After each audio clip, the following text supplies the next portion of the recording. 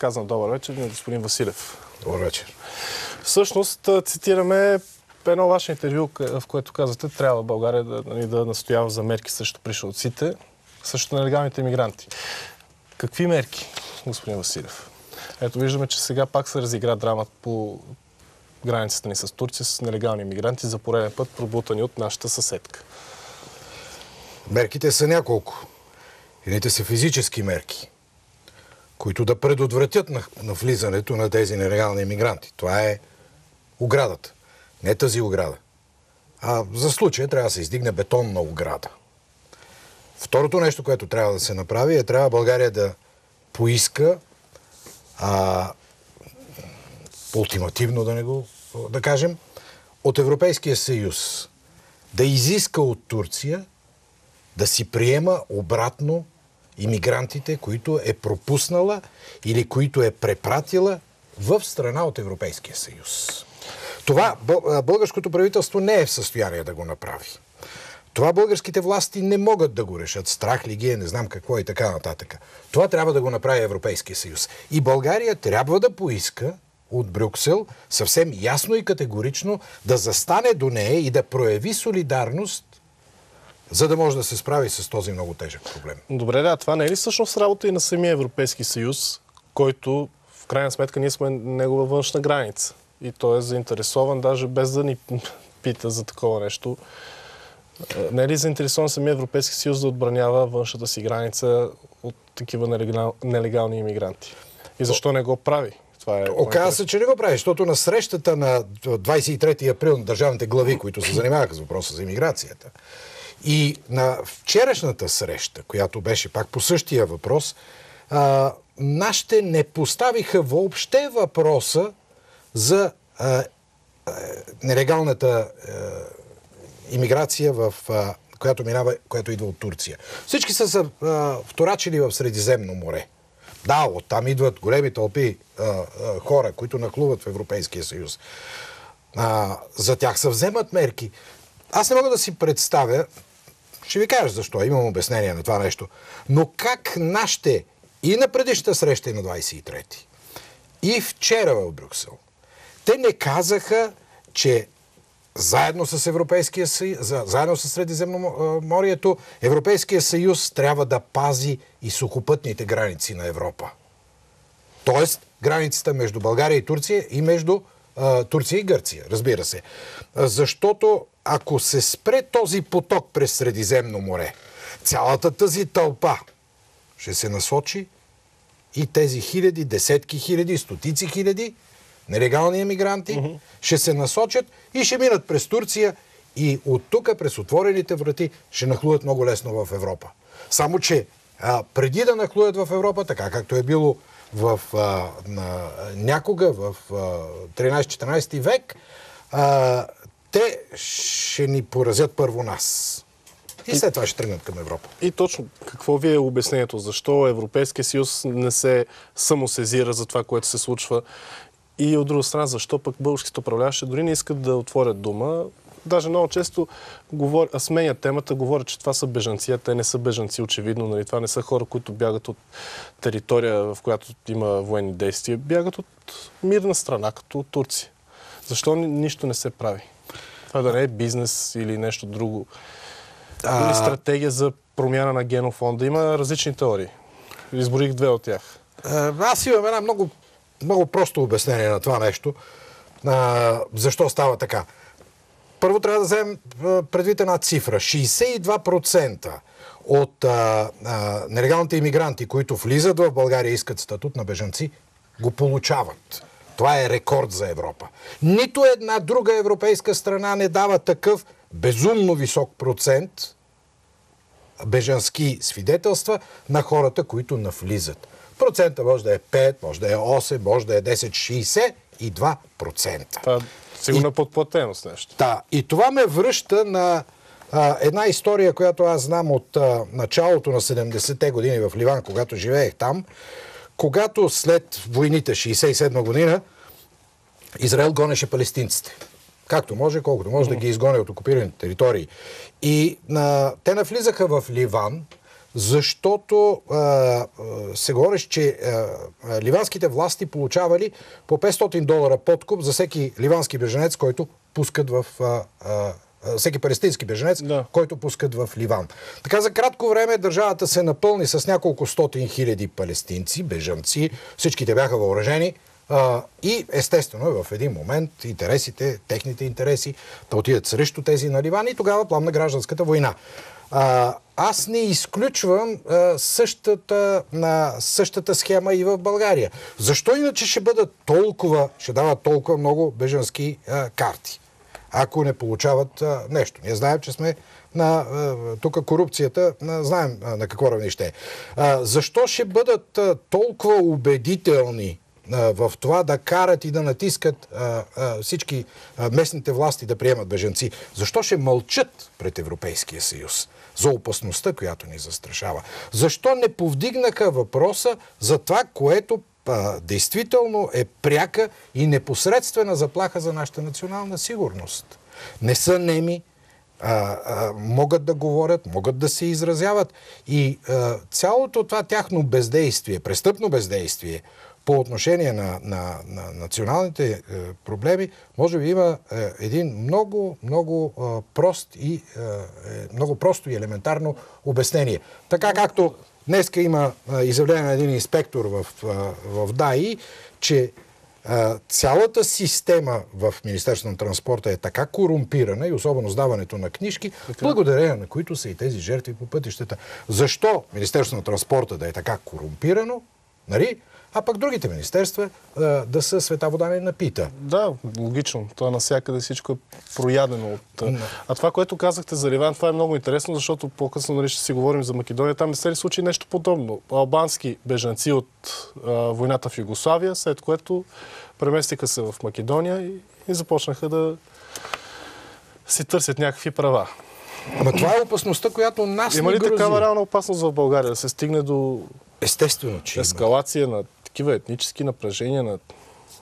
Естествено, че има. Според мен условията са вече достатъчно ясни и това нещо може да се случи, стига някой да поиска да го направи. Знаете, че за подобни провокации е нужно много малко. А това в Ливан, което споменахте, тогава кой е плащал, нали, така по $500 за един беженец-палестинец? Саудитците, емирствата, които гледаха по някакъв начин да решат този проблем с палестинците, тъй като не знаеха какво да ги правят. В същото време тогава беше все още жив елемента за арабската солидарност, за необходимостта от подкрепа, от помощ на палестинците и така нататък. И за да се измъкнат по някакъв начин от това неудобно положение, те намериха формулата да платят на едни хора, които решиха да приберат парите за себе си, срещу което да дават питам, статут на бежанци. А в България, предполагате ли кой може да стои за такова нещо, ако да речем се плаща на брой бежанци? На беженец по $500, да речем, може и повече да са. $500 тогава сега може да са 1000. Сега са 5000. Моля ви се, покупателната способност е съвсем различна. Но кой може да стои примерно за такъв сценарий, ако той се случва в България? Аз ще ви кажа, че в това интервю или отворено писмо на този инспектор от инструктор по шофьорски курсове се каже, че всеки по веригата взима своя пай и отива това нещо до министъра на транспорта. Това е в писмото му.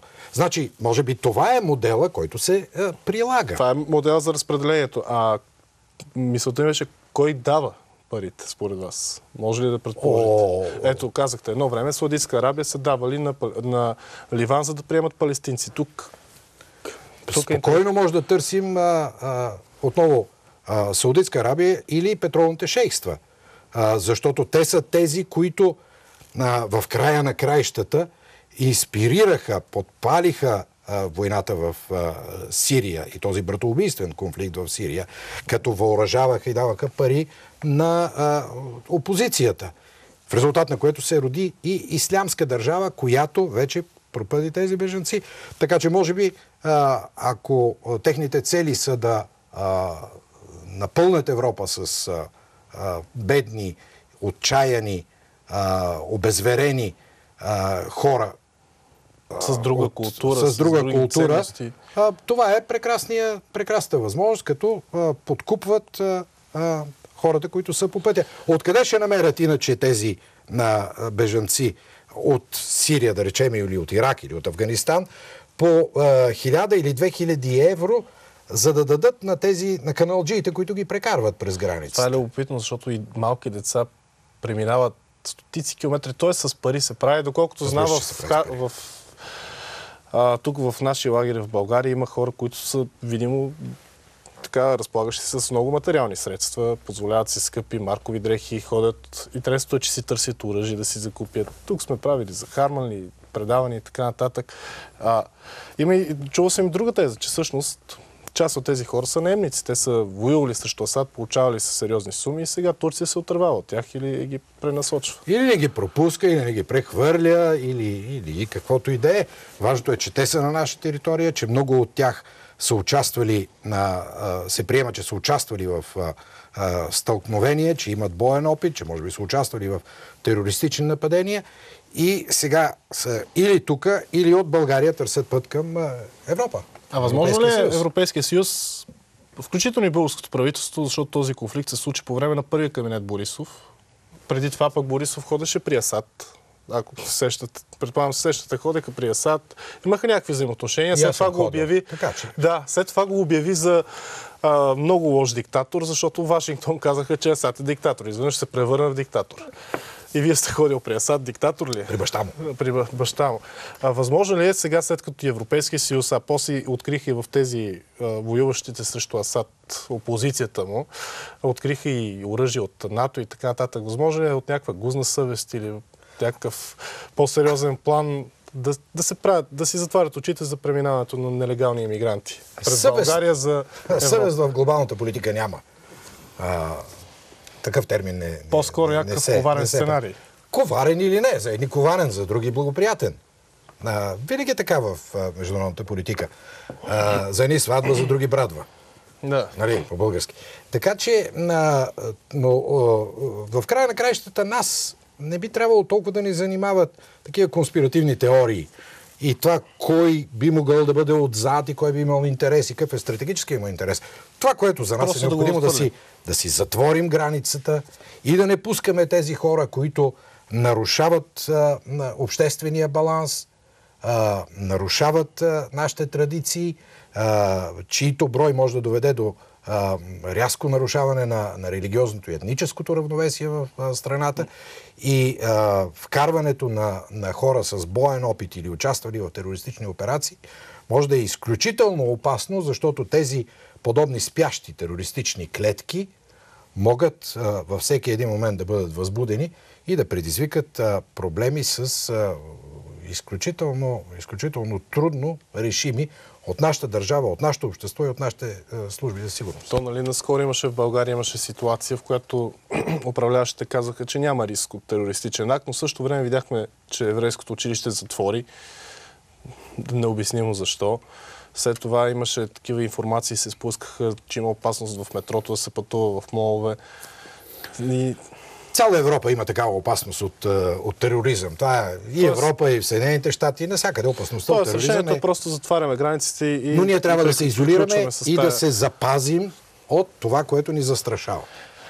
И сега има и още нещо, което ни застрашава, и това е ситуацията в Македония. Преди да преминем към нея, само това нещо ми направи впечатление. От фокус го взех. Там сте говорил, НАТО трябва да защити българските интереси и интересите на нашите сънародници в югозападната ни съседка. Всъщност за Македония, за него. Македония ще бъде мерилото дали страната ни може да разчита на Северноатлантическия пакт или не. Тоест, каква трябва да бъде ролята на НАТО в конфликта в Македония и специално нас да ни... да вземем един пример с израелската държава. Ако някъде по света има 100 000 евреи, които са застрашени от унищожение, един да е застрашен, 10 души да има опасност, израелската държава незабавно се мобилизира и прави всичко възможно да ги измъкне от положението, в което са попаднали. Тук става въпрос за 100 000 души с български паспорти. Ние не говорим за българите, които са в Македония. Говорим само за тези, които са признали, приели, които са наши братя, каквито сме хората от това. И ако съюза, в който ние членуваме и на който разчитаме за сигурността си, не обърне внимание на обстоятелството, че 100 000 наши сънародници са застрашени в съседна държава и не вземе мерки за това нещо, ние можем спокойно да си зададем въпроса какво ще се случи, ако утре други българи в друга част на България бъдат застрашени отново от прояви на тероризъм, от прояви от опити за откъсване на парчета земя от българската територия. Кой ще ни защити? Член 5 на Варшавския договор ли? Не, в този случай, за който ви говоря, той не се отнася. Той не засяга такава възможност. Единствено, ако външна на НАТО силно не нападне, тогава НАТО ще влезе в ролята си. Но ако се случи нещо, някой иска автономия, утре се явят една група разбойници, които решат да искат автономия в някакъв регион на България. Знаем ли дали НАТО ще ни защити? Дали Европейския съюз ще ни защити? Не вярвам, защото в смисъл, НАТО носи също голяма отговорност за това, което се случва в Македония, защото те бомбардираха Югославия, те заедно с Съединените щати, въобще с всичките сили, които участваха, те в последствие дадоха основите за създаване на Косово, за тези албански мераци, за Велика Илирия и така нататък. В крайна сметка, бежанския поток от албанци отиде по време на тази война, след бомбардировките над Югославия в Македония. Не носят ли те отговорност за всичко това, което се случи с непремерената, с агресивната политика, без да познават Балканите, или познавайки Балканите, да прекрояват карти? Да, много широко ще се разпростре ветрилото на въпросите, които разглеждаме, защото ние в момента говорихме за съдбата на българите в Македония и за необходимостта НАТО да подкрепи България, когато тя защитава своите сънародници в момент, в който те се намират в много сериозна опасност. Какво ще направи структурата, на която ние сме пълноценни и пълноправни членове? Какво ще направи Европейския съюз, който макар че няма военни структури, но той има достатъчно силно и мощно политическо влияние, за да се заеме и ангажира с съдбата? Вие какво смятате, че ще направят? Казвате, че това ще е един вид като тест за тях. Заслужава ли си ние въобще да участваме в такива съюзи? Това ще бъде много, много важен тест, защото това намесата или не намесата, подкрепата за каузата на България или изоставянето на каузата на България ще внесе много голяма доза или успокоение, или тревога в българския народ. Защото ако това нещо ни се случи на нас, на територията на Република България, пак казвам, подобен конфликт, провокиран отвън, то тогава ние трябва да знаем на кого можем да разчитаме и кой би ни помогнал и дали въобще някой би ни помогнал и трябва да разчитаме и от сега да се осланяме само на собствените си сили, за да защитим държавата си и територията си. Аз все си мисля, че по-добре да разчитаме на собствени сили, защото, както казахте, външна намеса, както в Македония. Всъщност в Македония ви напомняло на Сирия, на Либия, на Украйна, като сценарий. Да, има много неща, защото по този начин... Да направим сравнителен анализ. Ако помните, убеден съм, че знаете как се развиха събитията във всяка една от тези държави, за които говорим, но в Либия нещата започнаха с едни стълкновения в Мисрата и после в Бенгази, при което една група хора започна вече да говори открито срещу Кадафи, срещу правителството и така нататък. И постепенно огъня започна да се разгаря, започна да се стреля.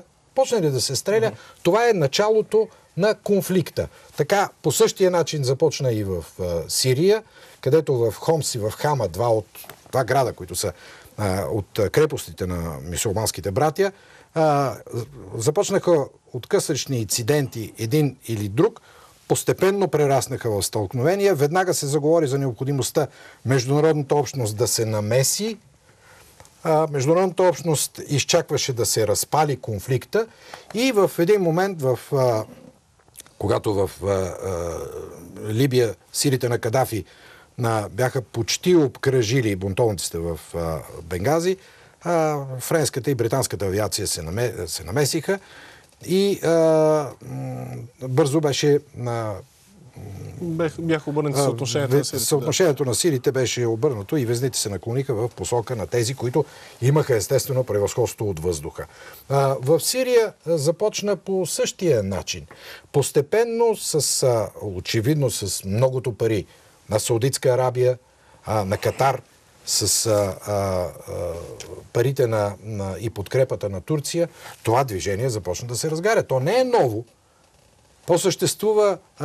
То беше особено силно 70-те години на миналия век, когато особено в Хомс и в Хама имаше сериозни стълкновения. И очевидно то се е задържало на някакво равнище и сега отново беше възбудено. В резултат на което днеска Сирия от една цветуща, хубава, подредена държава е една руина.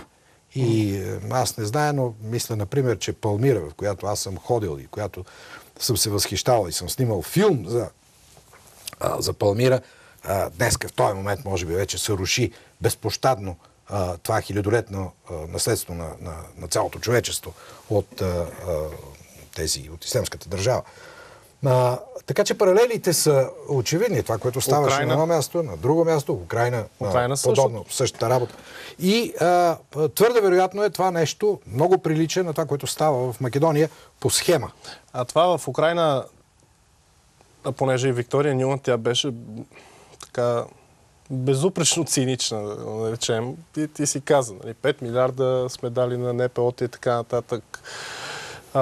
Посочи в телефонен разговор, след като напсува Европейски съюз, кой ще бъде премиера, понеже си харесали Яценюк хората. Кличко не бил достатъчно красив или може би достатъчно американец.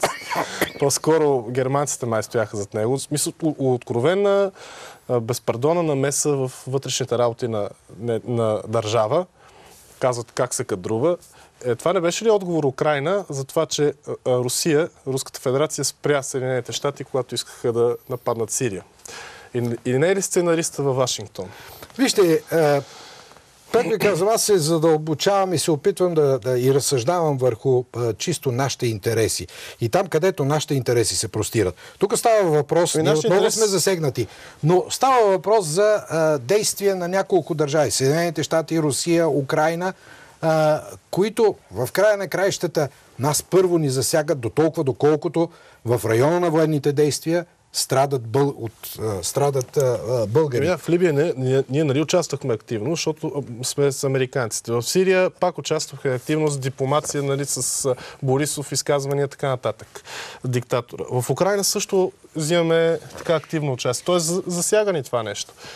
Засяга ни, че участваме в нечии такива сценарии. Но да продължим за Македония. И същото и там виждаме. Почват подклаждания. Там каква трябва да е реакцията? Адекватно ли беше, мисля, че Митов или Борисов каза, не е редно да се намесваме в работата на чужда държава, но все пак да подаде Груевски оставка. Да. Вижте пак, там основното нещо, което според мен трябва да ни... първото нещо, което трябва да ни интересува, е съдбата на тези българи. Доколко при някакви стълкновения, различия, разпадане на държавата и така нататък, всичко може да се случи. В днешно време тези неща в никакъв случай не са толкова странно, не бивало нещо. Но съдбата на българите, съдбата на българските граждани и на тези, които се чувстват българи, България не може да ги изостави. Това значи да плюе на достоинството си. Тя има прекрасна възможност сега да привлече тези хора от сърбоманското влияние. Да застане в тяхна защита. Да покаже, че майка България е за тях. Така че те, когато утре си оправят държавата, да знаят кой им е подал ръка и кой им е помогнал да си оправят държавата и да решат по мирен начин, ако може, проблемите си. Но ние трябва да застанем до тях и трябва да държим на тях. Това е с дългосрочна перспектива, защото, пак казвам, по този начин може да бъде сложена една преграда пред сърбоманите и хората да почувстват, ако почувстват силата, значението, желанието на България да бъде с тях, до тях и да им помогне, това ще изиграе много голяма роля в следващите години, да не кажа и десетилетие, за тяхното отношение към ако се стигне до прекрояване на граници? Това е малко хипотетично, за да можем сега да разсъждаваме какво би станало. Но пак казвам, при каквито и да е сценарии, нашата грижа трябва да бъдат българите, хората с българско самосъзнание в Македония, за които ние трябва ясно да покажем, че ние стоим до тях, че ние стоим за тях, че ние няма да ги изоставим, както изоставихме тези в Украйна. Но тези са още по-близки до нас. Както изоставихме и тези в западните покрайнини. Да, но тези са още по-близко до нас. Пак казвам, 100 000 българи с български паспорти живеят в тази държава. Обаче има, понеже казвате сърбоманите, аз ходил съм в Македония, даже сме пускали тук видео по телевизия Алфа, един човек, който не ми изглеждаше нито луд, нито силно изостанал, нито изглеждаше ми здрав, нормален човек, който обаче беше сърбоман и твърдеше, че Кирил и Методий не са ни написали азбуката, ами американски емисари. Защото Кирил и Методий не са македонци. Тоест, там има един много сериозен проблем. Има сериозен. Не знам как ще се изчисти. Вижте, това са така, цял свят знае кои са Кирил и Методий, кой е написал българската азбука и че на българската азбука пише една немалка част от човечеството. Но това са пак други въпроси. Ние имаме непосредствено неща, които правителството, външно министерство, на съответните служби и другите министерства, които се занимават с тези неща, агенции и така нататък, трябва да обърнат много силно внимание. Защото ако сега тези хора получат очакваната от тях подкрепа от България, нека бъдем сигурни, че те ще се обърнат още по-силно към България и ще се чувстват много повече българи, колкото всякакви други. Предстои да видим дали ще има такава реакция. Ако обаче ги отхвърлим и покажем, че сме незаинтересовани, че това е въпрос на една друга държава да си решава вътрешните проблеми и така нататък, и с други думи, изоставим тези хора под нечие влияние, това ще бъде един от най-тежките удари, които България ще понесе, и това ще бъде края на надеждите, че с българите в Македония ние можем да живеем заедно, добре, като братя, каквито сме, и да градим заедно бъдещето си. Макар и в две съседни държави. Да се... Толкова с Македония. Ще видим какво ще се случи, дали ще има веднъж адекватна реакция по отношение на българите там. А сега се върнем към България и към това, че ви говорите за намеса в Македония и така нататък, обаче и тук има сериозната намеса. Не знам дали сте проследил гласуванията, дебатите въобще около признаването на арменския геноцид. Атака внесе проекто решение за арменски геноцид. Обаче, те първо, единия ден, след натиск на турското посолство, после Ива Никола от Блиц разкри, че всъщност турското посолство разговаря с приближен до властта, че са упражнили натиск да не влиза това проекто решение в дневния ред. На другия ден смениха дневния ред и трябваше в петък. След което Атака пак подмени дневния ред, сложи го на първа точка, стигна се до гласуване, обаче пак заради турското посолство смениха думата геноцид с масово изтребление и така нататък. Това предполагам се запознати с цялата история. Аз да казвам и на зрителите, които са се позабрали, как може да го коментирате това. Това е първо очевидна грозна намеса. Турция си върши работата. Те защитават своите интереси в България, в Армения, в Франция, където искате. Тяхната позиция е една, те не признават геноцида и те имат пълно право да защитават своята позиция. Че имат право, имат. Обаче нашите какво правят? Доколко обаче ние трябва да се поддаваме на този външен натиск и с какво сме били заплашени, това ние не знаем. Защото също се появиха съобщения, че ако ние признаем геноцида,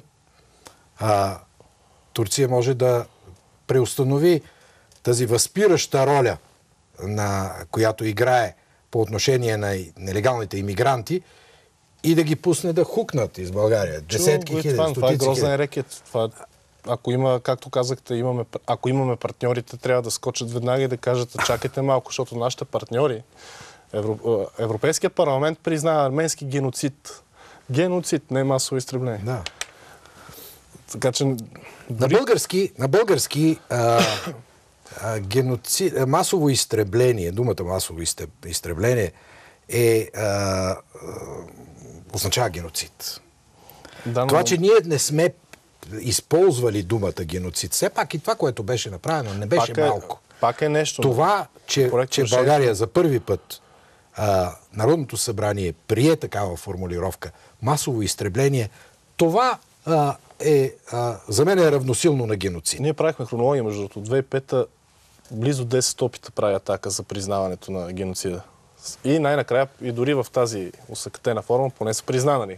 Поне да не сме назад от цивилизациите. Да, масово изтребление може и на български да се преведе, обаче международната, в смисъл правната формулировка, доколкото знам, международна е геноцид. Да, но по-точната формулировка може би е масово унищожение.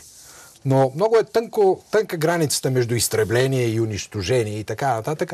Но тези две думи, масово изтребление, масово унищожение, на практика това е превода на български език на думата геноцид, която се е наложила в международната терминология и затова се използва. Да, но това е идеята, че като е геноцид, от тук нататък, нали, арменците имат предпоставка да изискват и някакви обезщетения, докато ако е само изтребление, не може. В смисъл, коментирахме го с юристи и така нататък, и затова в света масово, в смисъл, навсякъде е признато като геноцид. А това, че не признаха геноцида над българите и даже го отхвърлиха от дневния ред. Аз мисля, че... И това пореден опит на атака, не знам, мисля, че 5 пъти се става. И защо пък това не иска да признаят геноцида над българите? Защото става дума пак за пари. Защото ако признаят геноцид над българите, представете си за тези 5 века какви колосални претенции можем ние да предявим към Турция за всичко, което е унищожено, разграбено, избито в България, по българските земи. Но историята следва своя ход. Така, ние всички се надяваме, че все пак правата някога ще възтържествува. И както геноцида в края на краищата бавно, мъчително, с много усилия, с страшно много лобиране, с страхотно много атаки срещу признаването на геноцида от Европейския съюз, видяхме все пак, че победи. Видяхме все пак, че геноцида беше признат от водещите сили в Европейския съюз. Думата геноцид. Така че ние не бива да се отказваме, ние винаги трябва да защитаваме нашите интереси, да си пазим историята, да помним историята и да се опитаме да запазим всичко това, което е наше. Вие може и да я помните и да си я помните до края, дето се казва, може аз да я помня, обаче се съмнявам, че тези след мен ще я помнят, или поне тази история, която ние знаем, те ще помнят друга история, защото напоследък тече пренаписане на българската история. Аз ви споменах за Иво Инджев, който излиза и казва, не сме били под турско робство.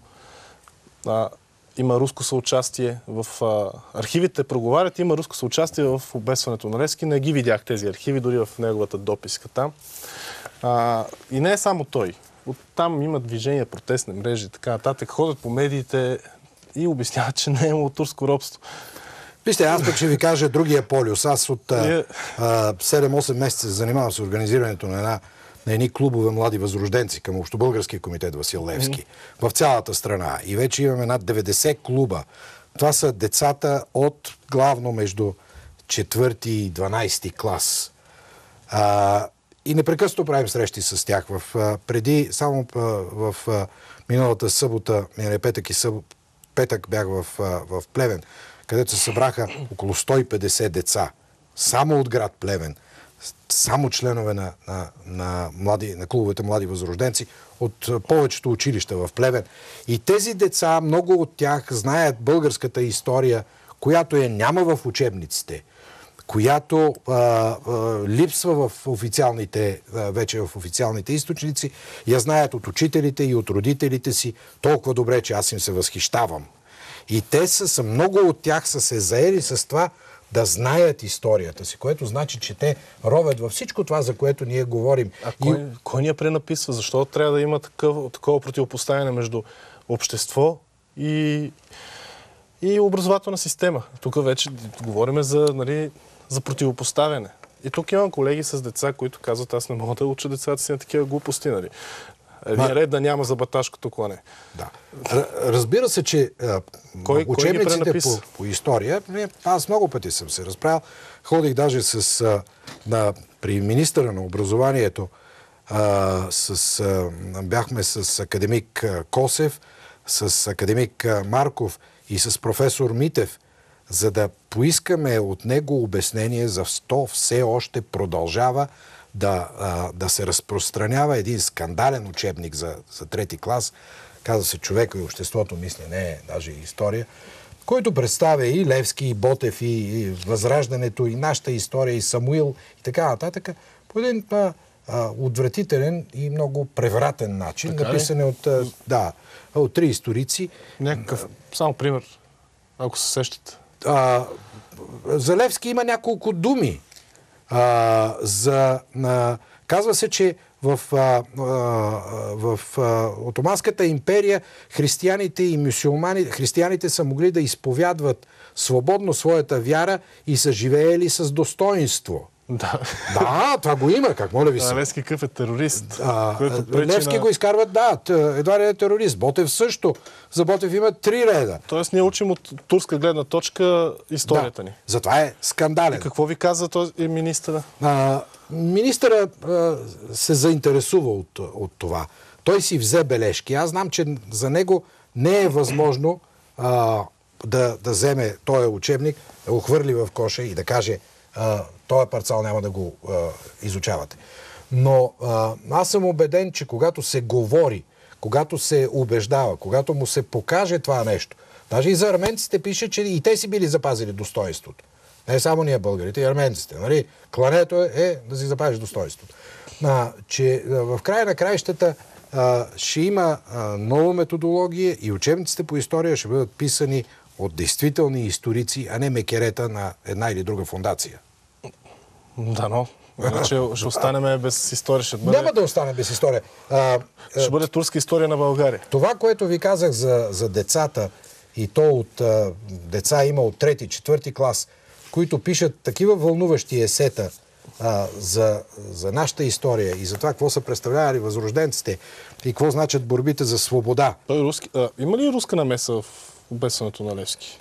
Не ме карайте да се занимавам с глупости. Моля ви се. Не сте русофил ли сте? Защото само русофилите твърдели. Пак искам да кажа. Ако губим си времето, се занимавам с подобни глупости. Това, което е важно, че всяко действие има противодействие. Действието в посока на обезличаването на нашата история има съзнателно противодействие от страна, както ви казах, на децата, а то значи и на по-възрастните, и на родителите им, така нататък, които се стремят да ги научат за това, което действително е станало, а не това, което ги учат по учебниците. И децата, именно поради обстоятелството, че откриват нещо ново, което е скривано от тях, което не им се казва, те не могат да разберат политически или други съображения. Да. Или пари, или подкупи, или корупция, или не знам какво. Но те виждат, че има нещо, което се скрива от тях, което не им се казва, което се замазва и се опитват всеки по своя начин да открие истината. Като типично за деца. Още по-голям интерес буди това в тях. Така че това е в един момент рикошета ще се върне обратно. Тоест има някаква надежда и да оцелее. Благодаря ви, господин Василев, за това гостуване. Надявам се да се видим и по по-хубави теми. Нещо хубаво да кажем. Примерно, че българите в Македония са защитени. Че...